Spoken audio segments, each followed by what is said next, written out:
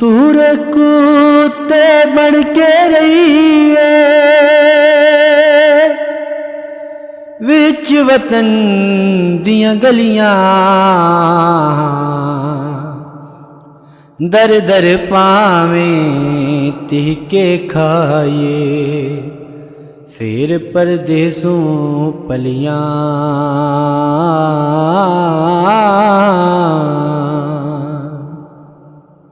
ओ बेली ते हर कोई बेली, अनबेली भी बेली,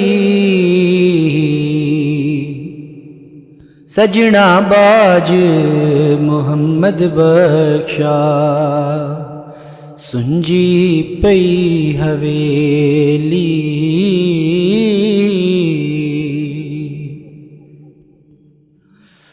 जो जो रिज़्क़ किसे दा कीता लिखिया कदी ना टाले, लख करोड़ तक के बुराइयां फिर भी ओदी पाले। जिस दिले विच इश्क न रचेया कुत्ते उस थई चंगे, मालक दे दर राखी कर दे साबर भुखे नंगे।